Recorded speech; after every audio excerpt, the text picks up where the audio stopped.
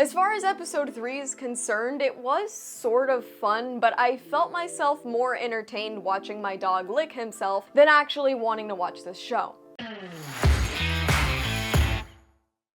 Hi y'all, SnarkyJay cosplay here. Last week I got a lot of questions and comments and direct messages as to why I hadn't gotten on here to review Ahsoka yet. Well, I'm usually one of the first jumping on the bandwagon to give reviews, especially when I want to bitch about something Star Wars related, but I decided to give Ahsoka sort of a week to see what everybody else thought about it before I ended up watching the 2-episode premiere from last week and yesterday's 3rd episode. Now, before I tell y'all what I thought about episode 3, I've got to preface this with 2 very important facts. The first is that the stakes for me with Ahsoka are sort of low. She's not really a character I'm invested in. I think y'all already know that what I like are the gunslingers and the Mandos and bounty hunters and that sort of thing. On another and probably more important note, I have not seen Star Wars Rebels. It was just not something I particularly wanted to watch, so I don't have all that background going into this. I do a lot of research in reading about these shows so that I can better understand what's going on, but I haven't watched the series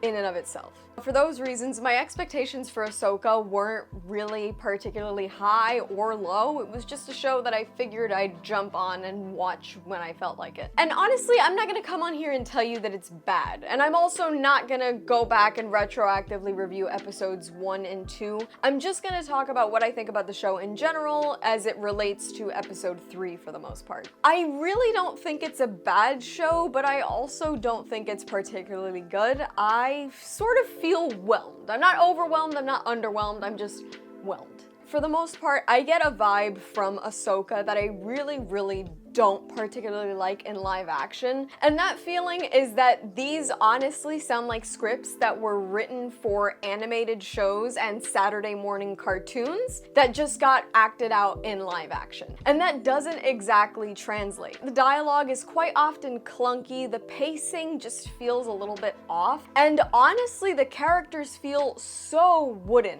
I love Rosario Dawson, and I know that Mary Elizabeth Winstead is also a tremendous actress, and yet what they're doing with Ahsoka and General Syndulla just sounds really bland. I think the worst example of this here is actually Sabine Wren, who is played by Natasha Liu Bordizzo. I might have butchered that, but you guys know who I'm talking about. I just feel like it's very Disney Channel style acting, and I get that it's a Disney Plus show, but we've got some really tremendous performances from other characters. In my opinion, the most compelling performance so far is coming from the late great Ray Stevenson as Baylan Skoll, and he's aided even further by Diana Lee Inosanto as the witch Morgan Elsbeth. In my opinion, those are sort of the only characters that I feel really compelled by, and it's not just because I want to be an edgelord and really like the bad guys. It's just that Rosario Dawson as Ahsoka isn't doing it for me. I don't think it's entirely her fault. I just think that the scripts are written for cartoons, and when you make that into a live action thing, what you get is a bunch of clunky dialogue, weirdly paced conversations, and characters that just don't feel like real people. As far as episode 3 is concerned,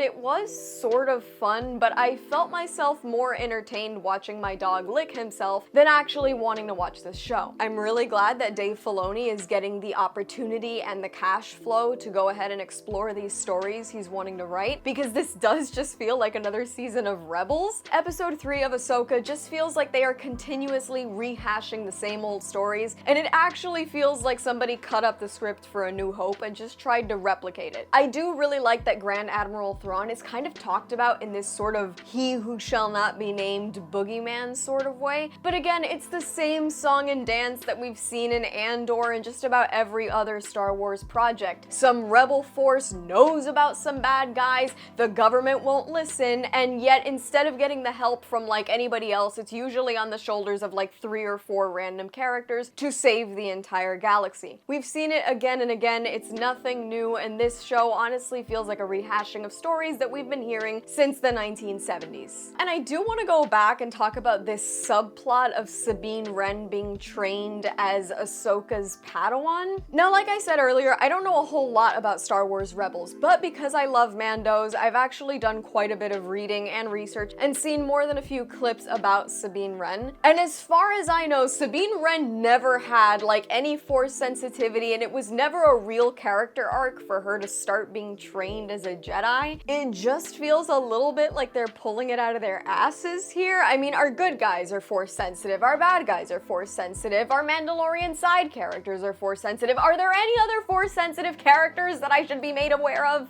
He's Squidward, you're Squidward, I'm Squidward! Are there any other Squidwards I should know about? Meow.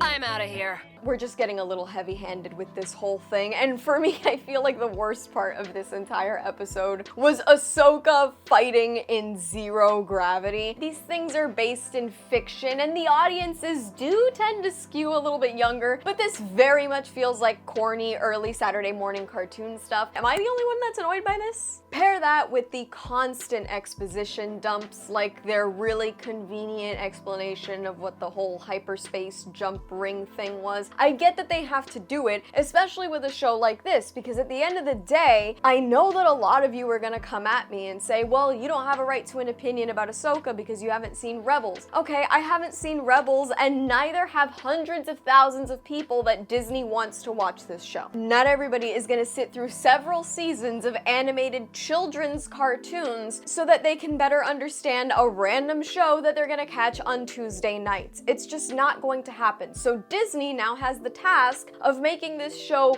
viewable and enjoyable to people like me who haven't watched Rebels and have no plans to. And the issue with that is that it leads to constant exposition dumps that just don't seem natural, and they kind of get stuck in the situation where we really don't feel all that attached to characters like General Hera Syndulla, and the whole task to find an apparently beloved character like Ezra Bridger just sounds kind of meh because we don't know him and we aren't as attached to him as everybody that watched Rebels.